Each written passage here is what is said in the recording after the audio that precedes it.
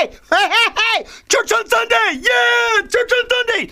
Church on Sunday, 36, church on Sunday, 36, oh, wow, church on Sunday, 36, yeah. Where were we at last time? I'll tell you what, we were talking about, well, obviously I'm trying to enforce the spiritual voice that you had inside of you. You got the spiritual voice inside of you.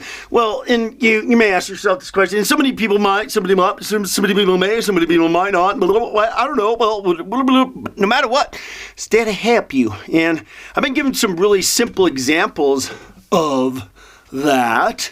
Just like I did the milk thing and people, I'm doing the simple things, see, because that's where you got to start. You got to start with the simple things, you see. You got to start with the simple things, you see. Because the simple things, if you're used to kind of the feel of the simple things, then you graduate higher because you got to have faith for the simple things. You got to start.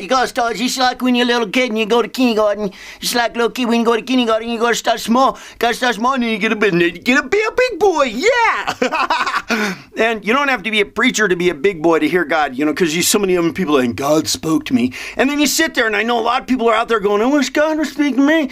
Well, it is. Well, it's inside. You just haven't developed it yet, and just haven't learned to listen. And act is the biggest part of that. Listening and acting. See, so you got to start small with the small things, having faith that those small things, even the smallest things. And so that's the reason why you got to start with small things. Because it seems kind of simple, go get a glass of milk or like that little story I told you. Remember that little story I told you about when I was laying in bed one morning and I asked God, I said, God, should I go to the gym? Should I not? Should I go? And I told that story, and then I went back, got that verse, and it was John 13, verse 4.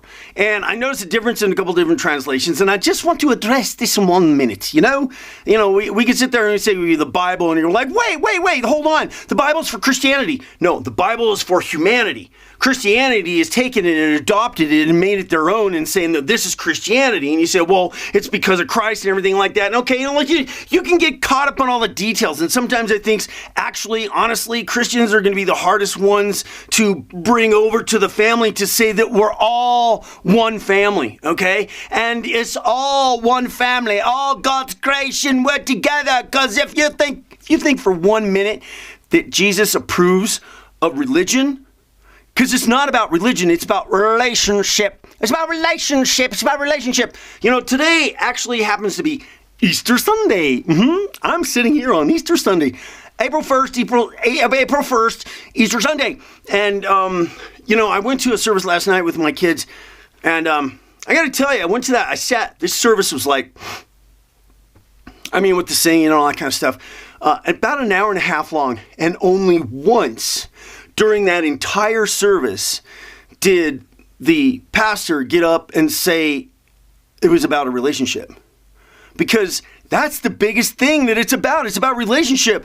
And I got into a little bit of conversation with my kids about, we were leaving and I said, man, the parking lot's packed, and everything. And they said, well, it's because it's Easter, people make their little, one time a year going to church.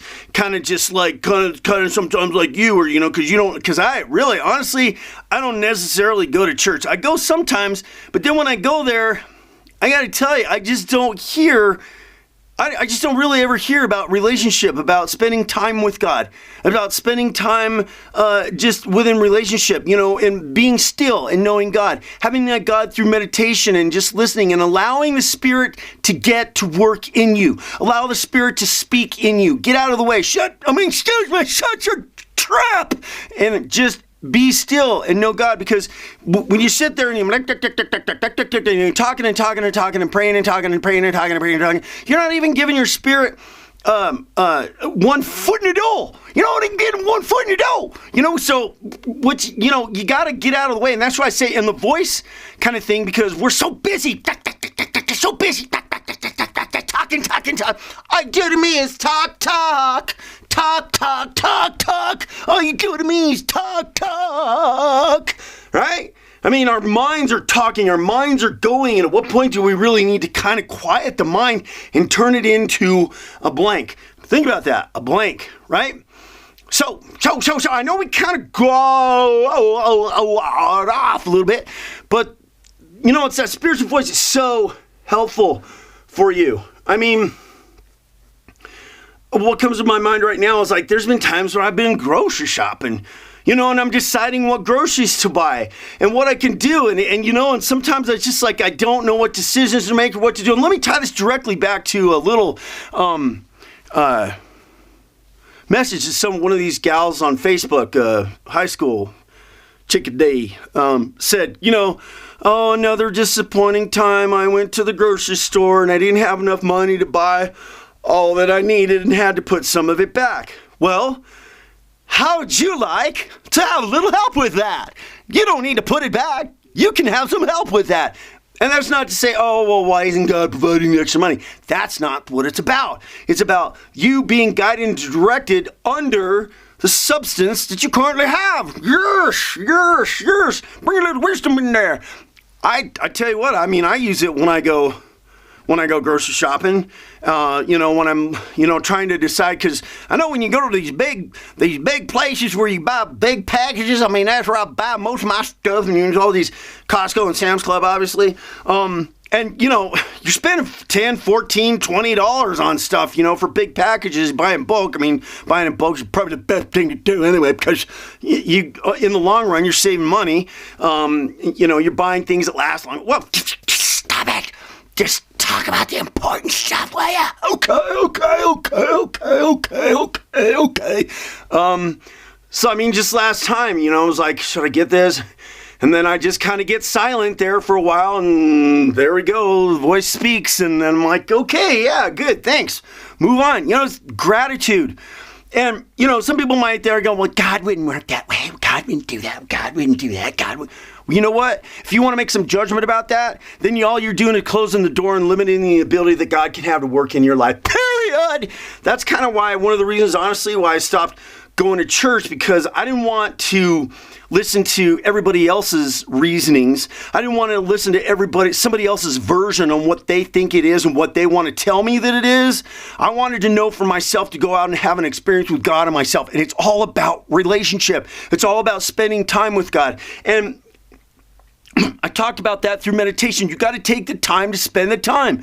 Period. I mean, you got to take the time to spend the time to build a good relationship with a dog or a cat. You know, if you want them to behave or do tricks or whatever it is, you got to take the time to spend the time.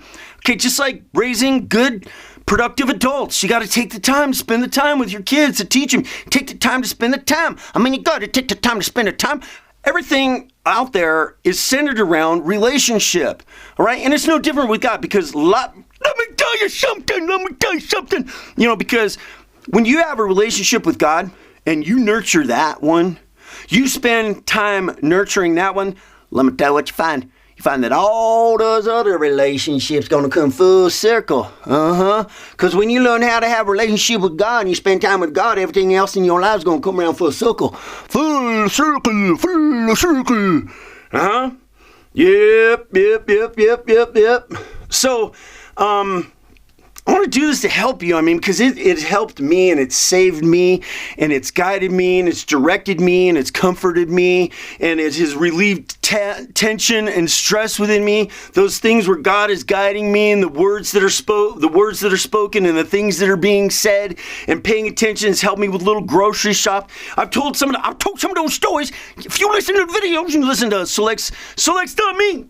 Church on Sundays, 1, 2, 3. Listen to them into succession. I know I'm posting these videos and they're not being posted like, you know, like you might be picking up just one up and listening to it now. I mean, this might be the first one you ever listened to. Well, let me tell you what. Go back to the website and find Church on Sundays 1 and listen to the all in succession. Believe me, trust me. That's what trust me. Who are you to trust?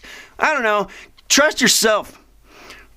Go on the instincts and the gut feeling that you got. Go on that voice is speaking to you to go do it. And I don't know where that's going to ride with you, but that's just a big suggestion. You understand what I'm saying? Okay. Well, okay.